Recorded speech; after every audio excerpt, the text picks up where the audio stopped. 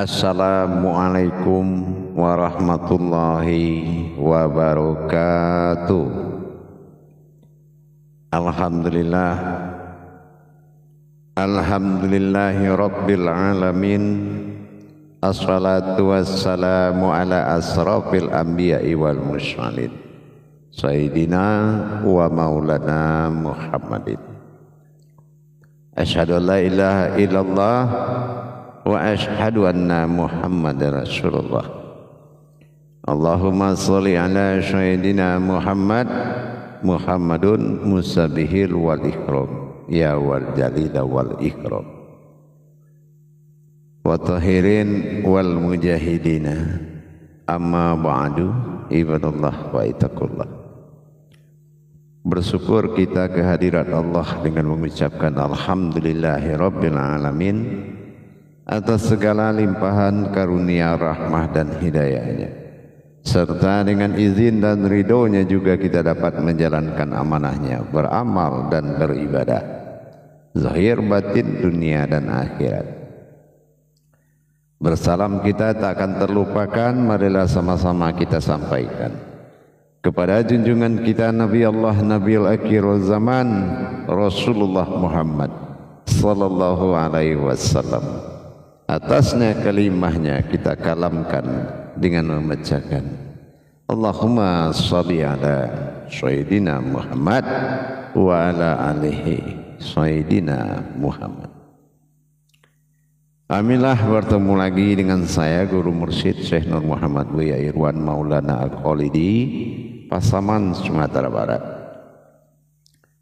Tentunya dalam rangka meningkatkan iman dan takwa kita dari Majelis Zikir Ma'rifatullah dalam naungan Yayasan Islam Hidayatul Mubarakah Indonesia, terutama dalam syiar YouTube Buya Pasaman Timur yang selalu berbagi wawasan dan ilmu pengetahuan demi meningkatkan iman dan takwa kita kepada Allah Subhanahu wa Ta'ala. Jamaah kaum muslimin dan muslimat dimanapun berada, rahimakumullah. Berbicara tentang wahyu kepada Allah. Wahyu dari Allah adalah amanah. Amanah itu ada 3. Ada yang amanah diturunkan kepada kalam, ada amanah yang diturunkan kepada kauli Al-Quran, ada amanah yang diturunkan kepada kauni diri batin. Yang menjadi bahasan kita pada pertemuan ini adalah amanah wahyu yang turun ke dalam kalam. Ini sangat memprihatinkan kalau kita tidak menyadari bahwasannya bidalihi marifatul haq bil ilmi. Dalilku adalah puncak kebenaran sebuah ilmu. Itu dalil. Mana yang dikatakan dalil adalah ucapan, bukan hadis, bukan sabda, bukan firman. Tapi dalil itu adalah suatu syarat mutlak kewenangan Allah dalam menyampaikan, bernama kalam. Dalil tidak akan terputus setelah Al-Quran menutup dengan 6.666. Kalam tetap akan berjalan laksana segumpal air laut itu. Setitiknya adalah Alkitab, sisanya kalam yang tidak terputus. Itulah wahyu. Tapi bagaimana yang dikatakan kalam yang berkodrat wahyu tadi? Tentu kita harus memenuhi syarat-syarat wahyu tersebut. Pertama, kita harus melihat kodratnya dulu yang berbicara itu. Apakah sudah syarat berwahyu? Apa yang dikatakan syarat berwahyu? seseorang itu sudah bisa menjaga kesucian ayat di saat keluar dari kolbinya ke suaranya, tidak menyentuh jasadnya. Ini dia harus punya kemampuan itu. Maka dikatakan itu ayat suci. Tapi kalau dia menghamburkan, memuntahkan, derajat ayat itu juga muntah. Tetapi kalau dia tidak memahami dari mana keluarnya kauni menjadi mutakallimun menjadi kalam, tidak bersentuhan dengan apapun, berarti dia sudah berkodrat wahyu. Itu yang pertama. Yang kedua, kodrat wahyu adalah wujud wahyu itu sendiri, yaitu yang menyampaikan. Apa yang dikatakan kodrat wahyu adalah tabaraka Allah. Apa yang dikatakan tabaraka Allah? Menyampaikan amanah. Tuhan menyampaikan amanah. Tabaraka Allah. Tuhan adalah Allah dalam sebutan asma. Sudah kata Allah itu yang berbicara. Tabaraka Allah menyampaikan, Allah menyampaikan amanah. Bagaimana yang dikatakan Allah menyampaikan amanah? Bermimbarnya Muhammad pada Adam, berkalam Allah pada nyawa. Ini yang dikatakan wujudullah, sebuah wujud bagi Allah. Apakah kita sudah bisa seperti itu?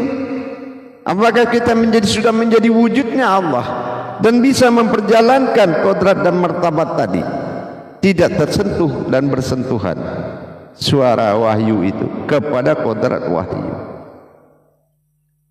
Ini maka dikatakan Al-Quranil Karim tadi. Al-Quran, an itu diri. Yang membaca diri, yang menyampaikan adalah diri. An'am.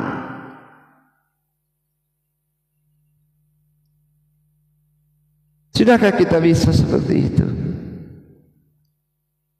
Apa yang dikatakan kalamullah, yaitu kitabullah, bidahlihi marifatul haq bil ilmi. Dalilkulah dasarnya sebuah kebenaran. Tapi kalau aku tidak berdalil, itu tidak ada kebenarannya di situ. Hanya sebuah pengalaman yang dibagi-bagikan. Mana kodratnya? Pengalaman itu kodratnya mana? Inilah yang paling utama. Mendirikan kodrat dengan iradatnya, barulah nyata ilmu. Tidak ada kita di situ. Ini adalah wujud yang bercerita. Ini yang dikatakan wahyu. Kadangkala kita melihat, mengumpamakan ketuhanan itu dengan ciptaan-ciptaan, itu bukan suatu teguran, itu bukan suatu ajakan untuk mencari popularitas nama, populer kita umpamakan. Kita bawa kaji itu dalam ketuhanan, dalam perumpamaan yang tidak pantas bercerita tentang Tuhan. Ini hati-hati, sudah menggali lubang untuk masuk sendiri. Kita lihat percontohan sekarang. Semakin banyaknya pendakwah, semakin banyaknya musibah dan permasalahan. Kenapa? Syarat hakikatnya tidak terpenuhi. Karena bagaimana menjadi popularitas, terkenal, tetapi dia tidak memperkenalkan Allah melalui kesempatan yang diberikan. Justru dia malah mempersekenakan kitab, sementara Tuhan sendiri tidak menjadi wujud yang nyata. Kalau memang kita menyadari yang di depan itu sudul kasrah fil wadah, dia kita sama dalam wujud penampakan batinnya Allah. Kenapa harus ada perbedaan? Didahulukan selangkah, ditinggikan seranting untuk dimuliakan. bukan kemuliaan untuk merendahkan dan penghinaan. Ini yang jauh dari tujuan Tuhan. Bagaimana bisa menjadi orang berpengalaman saja kita sudah menjatuhkan harkat dan martabat? Bagaimana bisa menjadi wujud dan maujudnya? Ingat, awal diri adalah Tuhan ilah badal tunggal wahid mula jadinya. Dunia adalah ujian iman. Kita diuji. Yang diuji itu apa? Ketuhanan diri kita kepadanya.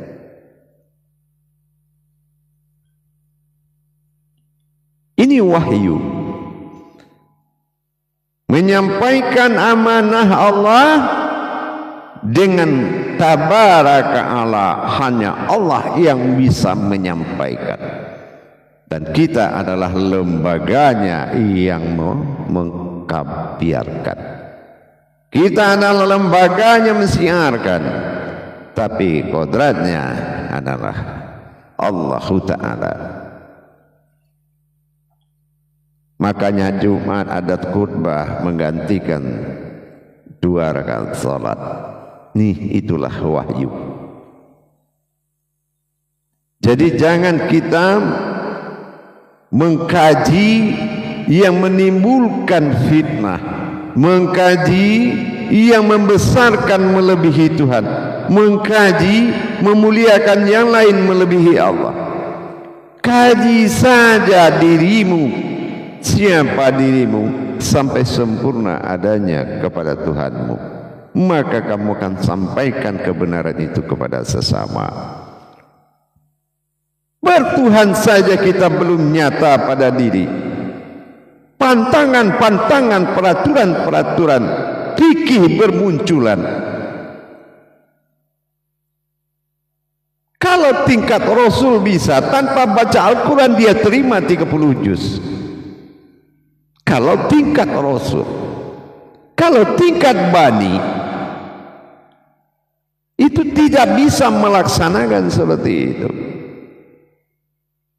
Harus didirikan terutama tauhid itu. Harus benar-benar didirikan tauhid diri kita kepada Allah. Jangan berlomba-lomba banyak kitab, berlomba-lomba banyak imam, sementara kamu adalah kitabnya Allah, sementara dirimu adalah imam kepada Allah.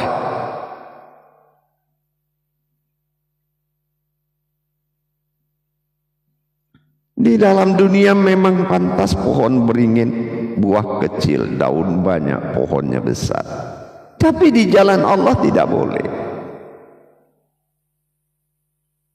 Di jalan Allah semuanya harus seimbang. Jangan membesarkan pohon melebihi buahnya yang kecil. Semua harusnya seimbang. Bahkan lihat semangka buahnya besar, pohonnya kecil. Itu adalah pelajaran, itu kalamnya Allah. Diberikan hak, diberikan kesempatan. Tetapi terjadilah adab-adab jahiliyah yang terjadi pada masa-masa sebelum zaman Nabi. Saling hujat, saling hajat. Kalaulah kita tahu siapa kita yang sebenarnya, kita adalah orang yang malu kepada diri sendiri. Kalau kita tahu siapa kita sebenarnya, siapa diri ini sebenarnya, kita adalah orang yang malu kepada diri kita sendiri. Tapi kalau kita sudah mengambil martabat makhluk di dunia ini, martabat makhluk di muka alam ini, tidak ada lagi nilai-nilai ketuhanan. Kerohanianmu sudah lebih mengkerucut dan kejiwaan manusiawimu membesar melebihi rohanimu. Hidupnya tidak terkendali. Meminta dimuliakan oleh umat, tetapi Allah tidak memuliakanmu. Akhirnya Allah memberikan kehinaan. Karena menurutmu Allah bukan di atas dan di bawah. Ingat itu. Allah itu dalam prasangkamu. Kalau kamu salah, maka salah itu lebih besar lagi yang akan membawamu ke alam nista dan kesalahan. Tapi kalau kebenaran itu lebih besar, maka besarnya itu kebenaran itu akan membawamu lebih besar lagi. Ingat, jangan mengajukan persyaratan untuk bertuhan kepada Allah. Ikhlaskan. Kenapa? Karena semuanya ada pada dirimu sendiri. Pastikan jaga kalam-kalam tauhid ini. Tidak mudah. Banyak orang yang mengerti tentang tauhid. Tauhid ilahiyah, siriyah, ghaibiyah, banyak. Tapi dikala menyampaikan, kelihatan suaranya itu tidak datang dari azalinya Allah, tapi datang dari pengalaman yang banyak. Kedengaran dan terasa suaranya itu tidak berbuatan lahutnya Allah, tapi terlihat dari sering dan ketekunan membaca. Akhirnya tidak ada sambutan oleh rohani lain, maka tidak terjadi ijab qabul, berkah dan hidayah. Dikarenakan potensinya hanya pengalaman, maka pencapaian wahyu mengatakan, menceritakan tentang kedaulatan Allah bernama Tuhan harus sesuai kayat-kayatnya. Jangan memberikan percontohan-percontohan ketuhanan dengan yang tidak pantas, dan mengalamkan dan mengkalam-kalamkan ketuhanan yang tidak pantas. Ingat itu. Tidak susah bagi Allah untuk membolak-balikkan hati. Lebih baik kamu dalam kesendirian menuju kebenaran daripada dalam keramaian menuju kesulitan dan kesusahan serta kesesatan. Lihat zahirmu dengan kesadaran yang tinggi. Adakah salah satu keturunanmu, nama keturunanmu pada tauhid dan batin? Tidak ada. La maujudun ilallah. Boleh kamu mencari nama dalam melaksanakan perbuatan-perbuatan, tetapi bukan artinya kamu menjatuhkan nilai dan martabat Tuhan Allah Subhanahu wa ta'ala. Membuat konten-konten silakan, tapi jangan menyalahgunakan wewenang yang diberikan oleh Allah. Karena gerakmu adalah hayat adalah ruh adalah hayatnya Allah. Ingat, tidak jauh, Dia sendiri yang mendengarkan apa yang kamu kalamkan. Ingat, wahyu adalah ucapan. Barakallah ya Karim, ya Rahman, ya Rahim. Akhirul kalam, wabillahi taufiq wal hidayah. Assalamualaikum warahmatullahi wabarakatuh.